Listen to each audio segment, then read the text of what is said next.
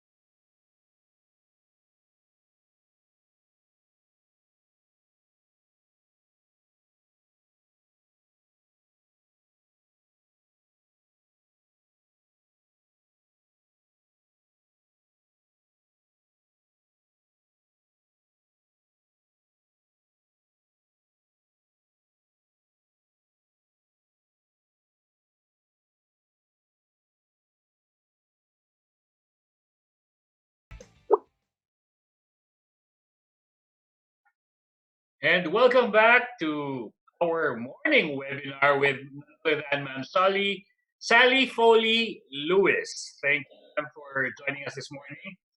Before we Thank go you. to the Q&As portion of our workshop, I'd like to, we're going to show a PowerPoint slide. This I'm just PowerPoint's, sorry. it's okay, ma'am, it's okay. So the HR Virtual Summit, Philippines 2020. This is our way of helping during COVID-19. So who do we help? By providing free workshops, free learning sessions. Ariva Academy is giving to the HR professionals and the Filipinos in general. And in fact, not only Filipinos, but everyone who has the technology to their disposal and at their disposal now, we're giving it to you for free since early April. And now we are also giving you an opportunity, not for you to give back to us, but to give to the people who are in need. And we thank Ma'am Sally Foley-Lewis for giving her services for free. Thank you for generously sharing to us your learnings, your insights, and your years of expertise and experiences. Now, this is an opportunity for all of our webinar participants to give to a community. The Bayanihan Act 2020, or the heroes coming together. Bayanihan means heroes coming together to lift a house, transport it from point A to point B, and in this case, help the poorest of the poor. This is the platform, and you can give not back to Ariva Academy, but pay it forward to the people in need. So whatever you'll be giving, 100% of the proceeds will go to them, the poorest of the poor. And your blessings, your generosity, regardless if you're giving 100 or 200 pesos or so, whatever amount it is, we appreciate that. So I encourage you all to donate, make a difference, and so that when we walk past through this turbulent time, everybody will come out as a hero. So thank you for that in advance. Click and donate. We thank you so much. And now, going to the Q&A portion. But before that, Ma'am Sally, a while back, Ms. Irish Malonda mentioned our international participants. We also have local participants. Is it okay if I read them? Okay, so our local participants, here they are from Baguio City, Batangas City, Cagayan de Oro City, Capas Tarlac, Cavite, Cebu City, Davao City, Iloilo City, Cananga Leyte, Laguna, Legazpi City Albay, Iloan Cebu, Lubok Bohol, Paumbong Bulacan, Quezon Province, San Fernando La Union, Tagum City, in Tuguegarao City. You have tons of fans in the Philippines, Ma'am Sally. Oh, wow. Okay, so reminders for our participants via FB Live, LinkedIn, YouTube live streaming, and Zoom. The Zoom room, please type in your question at the Q&A box. Although we also appreciate your comments at the chat box section. Now, we encourage you to press or click the raise button so we can see you and hear you. And you can be virtually face-to-face with our dear speaker. And for our Facebook Live viewers, Madam Irish Molanda Samson is monitoring your questions. Type them in. We'll read them for you for as long as the time we have permits. So, again, welcome back, Ma'am Sally, and thank you once again for doing this. Oh, my pleasure. I'm sure you have read some of the questions already. Let's start with the first one. Marinette Espartines, would it help to approach someone and know his reason for resisting? Or would it just add up to his personal turmoil? Oh, I think that's a fantastic question, and it comes from a place of good intentions. Sure. I think, Marinette, it might be, if you have the relationship with that person, to say, are you okay? And then they'll tell you how much they want to tell you. But I think if we, right now especially, if we just be a little bit kinder to each other, a little bit kinder to ourselves, and understand that we are all dealing with this differently. And interestingly, one of the things that someone shared with me recently, and I thought this would fit and answer your question, is that a lot of people are saying, oh, we're all in this together. We're all in the same boat. And interestingly, we're actually not in the same boat. We're in different boats in the same storm. Now, some boats are big, some boats are small, some boats are not got a lot of equipment, some boats have got way like beautiful, big sailing, multi-million dollar yachts, yay. So we're all in different boats in the same storm, which means we can't always assume that we know how everyone is feeling. We're all dealing with the same storm in our own way. So you could ask, how are you? And then go from there with the conversation. But I love that you're starting with a positive and caring intent. And that's all we can do right now. So thank you. Thank you so much, Ma'am Sally, for that beautiful answer. Intentions. It's very important to have pure intentions. And you mentioned about boats. In the Philippines, there are pantries full of food, and some households have not a kilo of rice for lunch. Yeah. So we can never assume. So Yes. Ronald Santos, hi. Can you show again the slide of the second step to walk through turbulent times? Sorry, I missed it. Thanks. He's mentioning about, yes, there are four. The first is understand, the third is sustain, the fourth is sponsor. Can we know, ma'am, the second?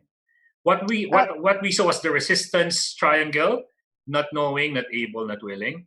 Yeah. But number two, I guess, for the benefit of those who are. So the last little bit there, yeah, definitely. And the four steps. So we've got to understand is number one. Number one. Because number two, we have shown us the resistance. People resist because they're not willing, not able, or not knowing. Yes. Yeah. So we need to help people through the resistance. So that's the number two, help people through the resistance. Yeah. So thank you for picking up on that. I didn't actually have it numbered. So thank you. Understand and then help them respond to the resistance. Yes. Perfect. Thank you so much. And thank you for pointing out that some people resist just because they don't know it. Yeah. Some are not able to do it, or the attitude, part of it is not willing to do it. Thank you, Ronald. Yes, ma'am. So I just wanted to add that I think as a leader, if you ask those questions, even if they're your little check boxes, is this person not got enough information? Does this person not have enough skill? Is it their attitude? It helps make you a far better leader because you deliver the right thing that the person needs. I agree. Yeah. Now, ma'am, we also have pre-sent questions. And let's start off with Jesus Lobaton Jr. Jesus Lobaton Jr. asks, Is it a good strategy to venture on new simple business that is adaptable in the present situation, even if you know that it will take a couple of days to gain profit? Like, it means going out of your comfort zone. It depends, doesn't it? It depends. As long as you have taken care of all the other elements of your life that you need to be mindful of. It's a big question, and I think I can only answer for what I would do, and you need to make the decision for what you would do. I'm the type of person that says yes, and then I work out how to do it. But other people might not feel as though they're comfortable with that level of risk. The question is, how much risk are you willing to tolerate? I agree. Yeah, and good luck if you go for it. And we'll pray for you. Good luck. Now, we have a Zoom live question, Ma'am Sally Foley-Lewis. Am I pronouncing your name properly, Lewis? You are. Perfect. Thank you so much, ma'am. Just call me Sally. Coach Sally, bestseller author. Let us call Sir Kurt Kenneth Lyreed. Hi, Sir Kenneth. We're Zoom live question. Sir Kenneth. Yes. Good morning, Howell. Good morning, Sally. Hi. Hi. Good morning, sir. Yeah, I wasn't actually prepared for a video, so I will just turn my video now. Okay, we understand. Anyway, my question would be, since work from home is prevalent prior and probably post the pandemic, would you suggest for us from management to rather be strict on the work arrangements, say on how we monitor them, or we just continue on promoting a output-based style of monitoring, meaning once their work is done, then they're free for their day, or something of that sort? It's a great question, isn't it? And some of the conversations I'm having with some leaders at the moment, Kurt, is that the leaders are saying to me that their people are actually feeling like they are far more productive because they can't be seen. And they want to make sure that the boss is happy. So it's by default, it's actually making people work longer and longer hours, and that's actually not healthy. The conversation with your team, I think, is a really important one, and asking them about whether they feel as though they've got enough work to do, and are they achieving the outcomes that's expected. And I think if you had that conversation with your team, you may find that some people might be a little bit slower in their adjustment, and so their outcomes are probably coming a little slower. Other people may find it much easier to adjust to work from home, and they're giving you outcomes really quickly, and they may be wanting more work. I do believe that we haven't been in the work from home situation long enough to really tell whether we need to be focusing on seeing what people are doing, or just when the outcomes should be measured by. Interestingly, before COVID, a lot of the coaching work that I did with leaders was helping them to work with their team to help them create plans, as opposed to telling people what to do, but create the plan with the employee and say, well, what's the piece of work you're going to achieve? Great. When do you think you will achieve it by? And then that way, that timeline issue of when things should be achieved by becomes agreements, and it becomes clear for both the manager and the employee. And I think that having those sort of conversations are actually going to help address the issue that you're talking about, when you can't see people in the office. So you don't, when you see people, and here's the funny thing, in the office, when you can see people all around, not all of them are working. They're sometimes just socializing. So it's just because you can see them, you might think they're productive. So, yeah. Does that make sense for you, Kurt? Yeah, thank you for that. I agree on what you've mentioned. Yeah. Oh, thank you. Thank you, Sir Kurt Kenneth. Thank you, Ma'am Sally. Now, we have read a question from the Q&A box, and we have had our Zoom live question.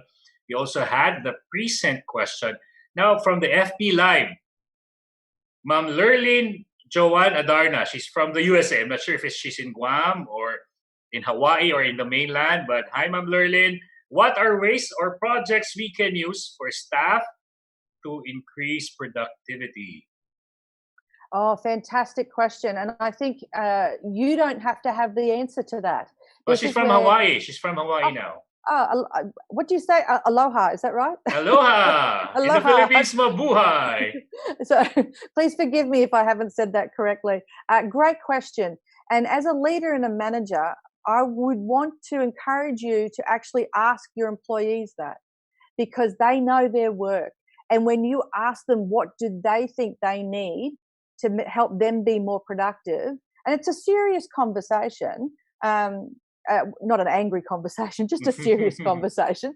What do you need to be more productive? What's working for you right now? Or what's not working for you right now? And those are the types of questions you could ask. And your employees will tell you, well, this is what I'm doing, and I think this will work well. This is not working well. So can we talk about how I can do this differently? And that's the strategies that will work, because the employee is the one who comes up with it, which means they're the one that's going to own it. The person who creates the plan very rarely, is disgruntled about the plan. So that's a way to do it. I mean, there are lots of tips and strategies around making sure your day starts on time, making sure, even if you work from home, making sure you get dressed for work and you're getting dressed for you and no one else. I get dressed, even though my office is in my home. I get dressed. I put on my war paint, and using a timer to get work done. Letting people know that you can't be disturbed for 20 minutes while you work on something. Lots of tips and strategies, but I really want to encourage you to have the conversation with your employee. What's working for you right now? What's not working for you right now? Those are the two questions I think you could ask to open that dialogue up. Good luck. Thank you, Ma'am Sally, and thank you, Ma'am Lurlin from Hawaii, USA, for the question and for the answer. Ma'am Sally, you know what? What I appreciate about you is you are dressed to the nine. I mean, and that's my very principle as well. Yes, you said that you dress up for yourself, but I believe that when you dress up and you prepare so well, you have made an effort to put on makeup on and dress up with your favorite red color dress with sequins on it. It shows how much you value us. And because of that, we will value you more in return. That's why it's not an excuse that if you're working from home, you just look like you just woke up. That's right. Thank you, Ma'am Sally. Now, you. Jennifer Barameda mentions and asks this: people resist because they think they know better. So how do we deal with them? Thanks. If they think they know better, then ask more questions. So tell me more. How is that working for you? So what are you doing to make that work then? Be curious. There's a beautiful book written by a gentleman. He's a best-selling author. He's a New York Times best-selling author.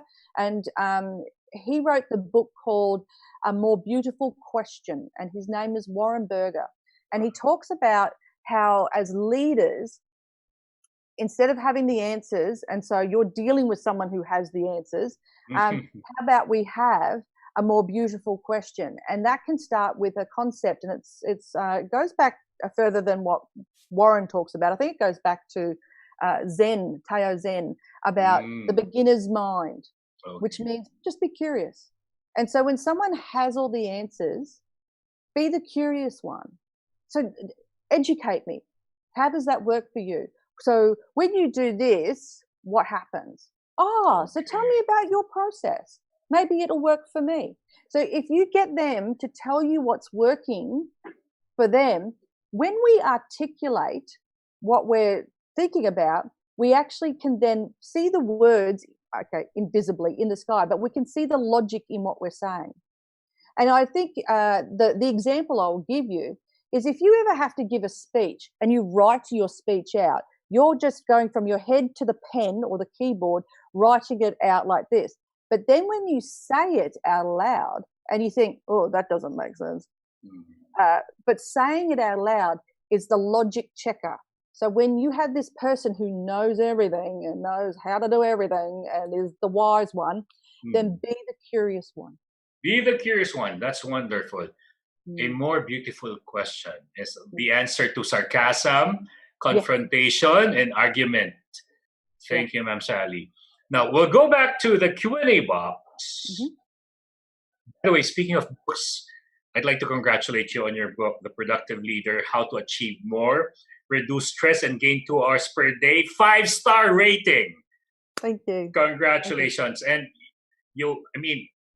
just imagine Brian Tracy giving good feedback and words of praise for you. Thank you so much and congratulations. Thank you. Dr. Sally, Ma'am Sally. I should call you Dr. Sally now. Oh, no. I think some real doctors might be upset with that. But you're a motivational doctor. Now let's have Christine Kindiagan. Hi, Miss Sally. Thank you for sharing your insights. May I ask, what if after several supports and communications, there's still resistance from a staff to cooperate and be productive? What do you think we can do to that? I think somehow you've touched on this. Yeah, we have a little bit, but I think where we're going with your question, Christine, is that instead of talking about what you want them to do, you may have to shift the conversation to why are you resistant? True. And instead of focusing on the actual bit of work that you need done, we need to go to the top of the pyramid, of that resistance pyramid, and ask them, I'm really concerned that the work's not getting done, and I wanted to just check with you, what's getting in your way? You know, what's going on? Because I'm seeing you as being resistant. Is this how you are? And it's a private conversation. It's not on a Zoom. It's on the phone, private as best possible. And you're really wanting to explore where their attitude and their mindset is. They may actually be really struggling and not know it, and no one knows it, and they don't, and they might not know how to express it. And because we're all of very different cultures, we have some cultures that don't speak up, and then we've got cultures a little bit like mine where we tell everybody everything. But it's definitely a private conversation. Don't worry about talking about the work. Focus on the why that they're a bit stuck. And again, come at it from that positive intent. I'm here to just check on you. I'm concerned about you. You seem resistant. What's going on? Yeah, start there. Thank you, Ma'am Sally. I love the positive intent. I really love that. Yeah. We will be reading from the pre-sent questions. Richard Sagal. So Richard Sagal asked this. What can you advise to the poorest of the poor here in the Philippines to cope with the present situation and to lead productively as well? I'm not sure if the poorest of the poor he mentions are those who are not only lacking in food, but also lacks the technology to do the work from home. So how can we do that? It's a very big and glaring challenge here in the Philippines right now. Yes, I have to admit that I cannot imagine just how tough. I'm not in that situation. And so I think when we are, no matter what our situation is in life, when we are trapped in our own thinking, I think we can get caught up and get really negative, and we start focusing on how bad everything is for us. But if we were to even just connect with other people and ask how they are, and maybe invite people to have a conversation about something that we could partner up and do together. I think that there might be an opportunity you get out of your head. I don't know if that makes sense, the way I'm saying it, but when we're trapped in our own thinking, we can be very negative. And I think it's, when I showed you the 5 ways to sustain ourselves through turbulent times, one of them was to give and one of them was to connect. And I think, and as you put that slide up, if anyone can give to donate, that's part of sustaining us through this. So even when you are the poorest of the poor, how can you, and it's not giving away anything except for a smile, a conversation, and connecting with someone who might just want a little bit of human interaction to help them get through their day. And I'm sorry, I'm not in that situation, and I wish you very well. I hope that the fundraising for your effort, and I love that all the arms lifting to raise and move the house. I think that's fantastic. I won't even try to pronounce it. Bayanihan. Thank you. Yeah, and I don't think that was a very good answer, but I think that's a starting point for an answer. That's a great answer, Ma'am Sally. Oh, thank you. Because you're reaching out not as a manager or a boss, but as a fellow human being. Yes. That's the most important thing. The beautiful answer you always give us, and I really love, is the intention, the good intent, or the beautiful intent. So thank you for that, Ma'am Sally. In fact, this will be a challenge for our leaders who have an old mindset of leading their people by using their whip, perform or die, perform or perish. And you are introducing us how to be more human and more humane. And that's wonderful. Christine Kindiagan. Hi, Miss Sally. Thank you for sharing your insights. May I ask, what if after several supports and communications? I think we already answered that. Anonymous attendee, how would you measure the productivity of the employee working from home if it's commensurate with pay that he or she is receiving? I think that's similar to the question that Kenneth Kurt asked before. If you actually have a really good conversation about what's your work plan and when will you have it achieved by, there are the measures there. That has to come up in your conversation. And I think one of the things that all managers and leaders need to do right now, more than they ever have before, is constantly encouraging their employees to have a plan and to be communicating with you about that plan. Because when we are focused on the plan and we are in purpose, we don't have room for panic. And I think that's what will then also answer the question about whether their performance and their productivity is actually where they say it would be.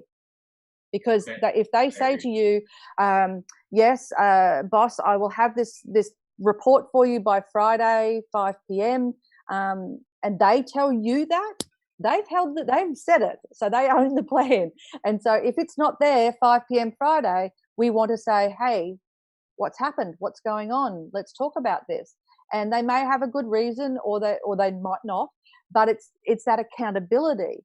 And then you'll be able to take it to the next step, which is either helping them get it done, helping them work out what went wrong, or you may have to have a different kind of conversation.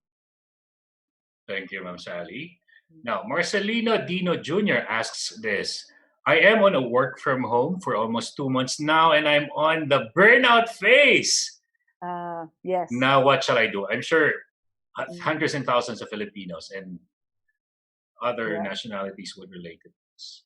Yes. So I think a lot of people that I'm talking to right now are starting early, trying to get a lot of things done before everyone else in the house wakes up. And then they deal with everyone, go back to work, then they deal with everyone in the house, and they go back to work, and then they maybe have a meal, and then they go back to work. And so I don't think any one of us have actually thought about how to plan out their day in the work from home context.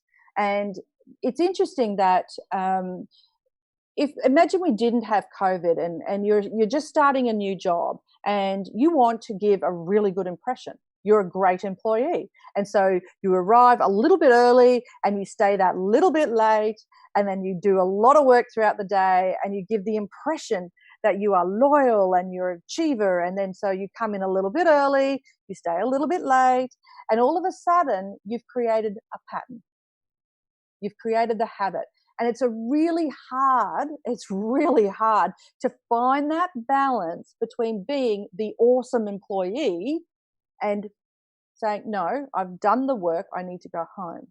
And so if you notice that you're having what I call, it's a project management term, scope creep into your day, then you need to look at what you're doing during your day. And so because I don't know you personally or can watch you, what I encourage you to do for the next few days is actually map out what you're doing. Don't change anything. Don't judge anything. Just actually map out what you're doing, because then when you are really clear and present to the behaviors of the day, you'll know first and foremost how to adjust. So it's like a self-audit. I would do that first. That should help you get started. Thank you, Ma'am Sally. And I think you already answered the next question by an anonymous attendee. Okay. What suggestions can you give for us to balance life and work from home? Yeah. Try different strategies like doing 50 minutes of work and a 10-minute break. The break is actually really important. And one of the things that I've been doing with one particular manager is his boss had actually asked me to work with him because he's not got a really good balanced work-home life at all. And so what we're doing is we're doing 50 minutes of work and 10 minutes of fun, and it's not work. And even though that's work hours, the boss knows this and it's okay, but he has to go and have 10 minutes with his children, or 10 minutes listening to music, or 10 minutes with his partner, with his wife, and talking to her. And so it's actually scheduled so that he does that. And again, I would say, like the last question, audit yourself first. You know, it's a really big process that we do in coaching. Is that you set a goal when you're doing some coaching, and which is great, but you also have to understand what's the status quo now. If that's my goal up there, then what does now look like? Because when I've got point A and point B, you can get a slightly, better judgment of how to get there. Thank you, Ma'am Sally, which reminded me of what you mentioned a while back, the chunking, how you are in love with chunking. We love it now even more. Chunking, so that it interrupts the monotony of a huge project, which can choke them up. So thank you, Ma'am Sally. Now, another anonymous attendee, if I care too much for my staff, there's a tendency they get spoiled. So maybe the question is, how can I care and not spoil? Oh, can I work for you? I'll come work for you. You can spoil me. That's an interesting question, because it actually raises more questions for me. What makes you think that you're spoiling them? Do you mean that maybe that they finish early, or they don't do things, or things, you have a very good relationship, so things don't happen as quickly as they should? Again, I would come back to, you don't have to change you. Still be nice. You can still care. But it's about the conversation and about who owns the plan.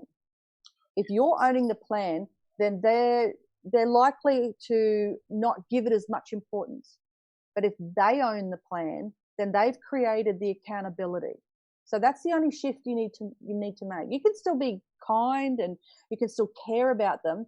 It's the conversation that slightly shifts. Thank you. So intimacy doesn't mean lack of accountability. No. Yeah, so Laidito or Lidito or Laidito, the second Filino, how can we manage expectations from our personnel who render services in the office while others are in a work-from-home setup? They might get jealous or be envious of those who are in a work-from-home setup. Thank you. I think you need to have the ask. Be careful that are you making some assumptions? Because there might be some people who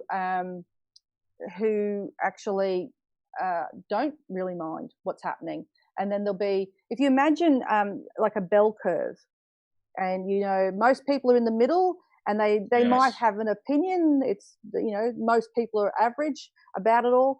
Then you'll have people at one end who get grumpy and angry about everything. They'll find an excuse to complain about everything. And then there'll be these people up the other end who are happy about everything. And so I think what I would encourage you to do is ask people, are you okay with you working here or them working there? Is there something that we can do to make your work better for you so that you are staying productive? And I think that's the key thing when you speak to people. It's about their productivity, because if you say something along the lines of, oh, do you want to work from home? Would you be happier? You do want happiness, but the focus for you right now is about, are you productive here or are you productive at home? And asking each individual about what their setup is like and is it working for them.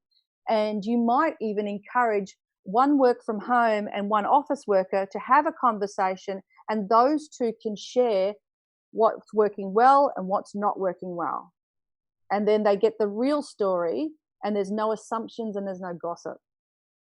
So it might be a buddy up for a 20-minute Zoom, WhatsApp, and they talk about it.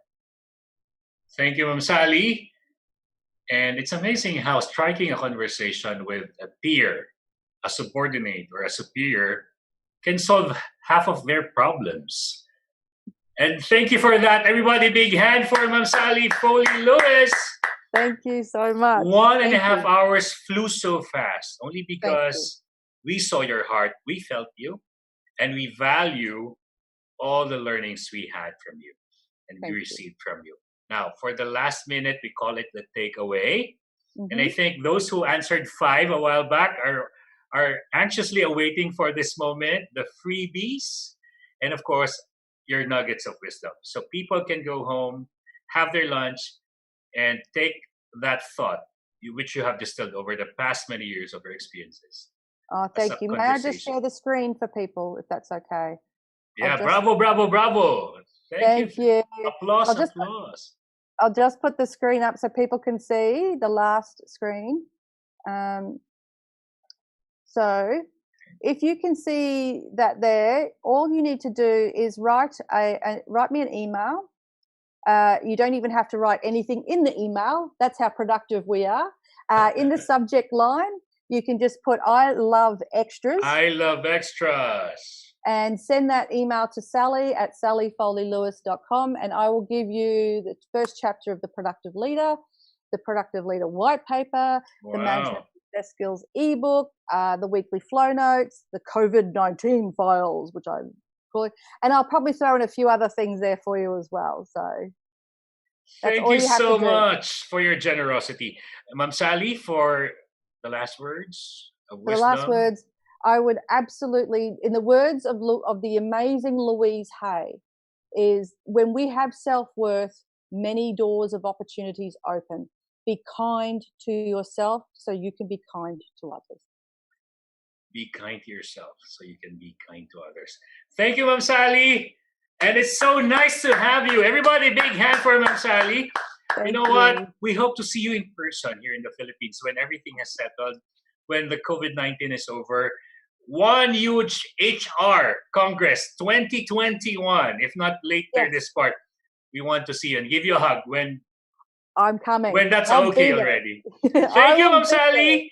Thank you. And have a beautiful day. You have a beautiful life and stay beautiful and vibrant. Thank you, Mr. Howe. Thank you so much. Take care, everyone. Thanks, Ma'am Sally. And now, as one beautiful lady fades out of the screen, another beautiful lady fades into the screen. None other than Miss Irish Malonda Samson. I'm back, and I agree with you, Sir Howell. We are also looking forward to have Miss Sally Foley-Lewis here in the Philippines, in Manila. Yes. Later this year, or maybe early next year. Yes. HR Congress 2020 or 2020. Yes, with that, it is indeed engaging, informative, and insightful session. So thank you so much, Miss Sally Foley-Lewis. And Sir Howell, of course, let's change the routine now. Okay, so what do we do now? Let's ask our participants what are their key takeaways for this session. Okay, so instead of us saying our takeaways, okay, let's ask our participants, what are your key takeaways? So while they're typing their key takeaways, Sir, can you share with us your key takeaways po? Mine is the pure intent, to have pure intentions when you strike a conversation. I love that. I love that Ma'am Sally loves asking people, genuinely interested in asking people how they are. And I hope that more Filipino leaders will do that as well. Kumusta ka na? Kumain ka na ba? May bigas ka pa dyan? Those things will make people feel like their leaders are leaders of compassion, leaders with pure intentions, and leaders who really care. What about you, Miss Irish? For me, what strikes me most is we are in different boats in the same storm. So we cannot assume that we experience the same. So it's about time to connect and give empathy and sympathy to others. Wow. Best in Q&A. Philippines! Thank you. Let's check our participants. Sure. Okay. So what are your key takeaways? Christine Kindiagan said we need to be motivated and productive while we are working at home. Okay. What about you, ma'am? What do you see? Danny Sassy, can you see that? Thank you for this opportunity. Okay. From Ronaldin Mendoza, when emotions are high, the logic is low.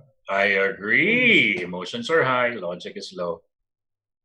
Especially what happened last night here in the Philippines. And you all know what I'm talking about. Yeah. From Maria Noemi Panganiban, stay positive has a great impact on productivity. Wow. Thank you. From Jesus Lobaton, my takeaway is to be honest of your company to deliver work. Even home quarantine, give back the work expected from us. Okay, thank you for that. And Claire Marie Antoinette Langit, working from home needs time management, at the same time self-care. I love self-care.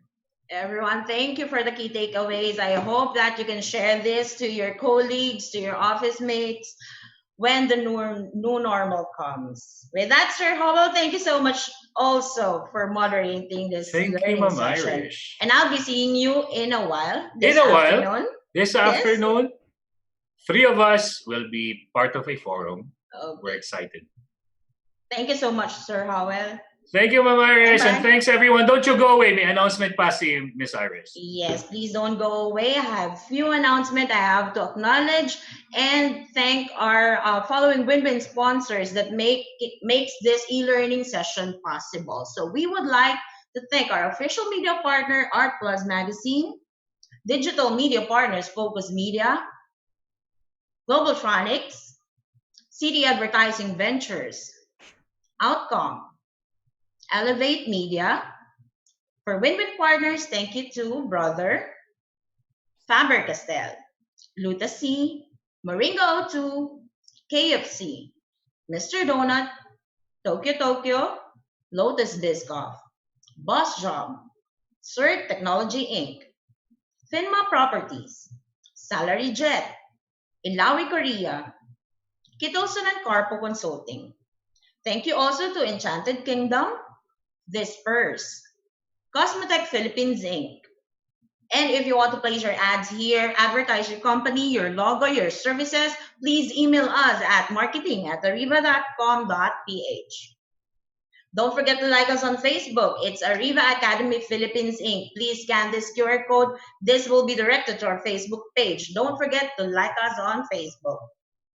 And for those of you who want to watch the replay of our e-learning sessions this morning and the previous e-learning sessions, please do subscribe to our YouTube channel. It's Ariva Academy and Ariva Talks. Again, it's Ariva Academy and Ariva Talks. Please feel free to share this with your colleagues. For our upcoming online learning sessions, please do register. We would like to invite you for our HR Virtual Summit PH 2020 Bounce Back HR. We have upcoming series of international and local subject matter experts to share with us their insights during these uncertain times. So for further inquiries, please visit our website, ariva.com.ph. This will be later this afternoon, 3 p.m. to 4:30 p.m. We will be joined by not only one, but 3 speakers. We will be having Mr. Howell Mabalot, Coach Randy Esguerra, and Ms. Suzette Shapno. Be more with less, how to stay positive, healthy, and productive during tough times. Don't forget to register. This will be tomorrow, Thursday, May 7, 10:30 to 11:30 in the morning. Best practices on human resource planning during uncertain times. This is best for our HR professionals, people managers, and HR executives out there. We have invited Mr. Ronaldo F. Turla to talk about this tomorrow morning. Don't forget. We would like to invite you on our e-learning masterclass, online selling from home, how to use FB, IG, and LinkedIn for your business. Don't forget, this will be tomorrow, May 7, 4 to 6 p.m. And of course, this will be discussed by none other than the Asia's Millennial Guru, Mr. Jonathan Yabut. Next, this will be on Friday, May 8, 3 to 4:30 p.m. Of course, we have invited our Ariva partner speaker, Mr. Roger Colliantes, to talk about Don't Waste a Good Crisis, how to thrive, not just survive during a global pandemic. Don't forget to register. Another e-learning session, Data Privacy Concerns During a Pandemic, Protecting Your Personal Data in the Time of COVID-19. We have invited Attorney James Earl Chu, a business and legal coach and data protection expert. This will be on May 11, 3 to 4:30 p.m. Another e-learning session, COVID-19, Google and You, Boosting Your Productivity Using Google Tools. This will be on Tuesday, May 12, 3 to 4:30 p.m. And we have invited Dr. Ed Canela to talk about this. Another e-learning session, a live webinar series for a cause from Dr. Rick Goodman. He will be discussing solutions-oriented leadership, how to survive and thrive during a crisis. Don't forget, this will be on May 13, 10:30 to 11:30 in the morning. Another e-learning session, Rethinking Customer Intimacy Strategies During the Pandemic. This will be discussed by Professor Ricky De Vera on May 13, Wednesday, 3 to 4:30 p.m. Another e-learning masterclass from Mr. Jonathan Yabut, Leading a Work-from-Home Workforce, how to manage and develop remote teams. This will be on May 14, 4 to 6 p.m. Again, another e-learning session, live webinar series for a cause, Find Your Voice of Resiliency, so that you lead with confidence. We have invited an international speaker, Mr. Paul Larsen from United States. And if you want to customize an e-learning session for your team, for your company, invite our Ariva partner speakers, invite our international guest speakers, please do reach me at 0916-695-4418. Again, it's 0916-695-4418, or email me at irish.arivaacademy@gmail.com. And that's it, guys. Thank you for joining us this morning. So I hope to see you again this afternoon. Don't forget to register. Be more with less, how to stay positive, healthy, and productive during tough times. Again, this is Irish Malanda Samson in Ariva. It's all about being better. Be safe and stay home. Thank you, guys. Bye-bye.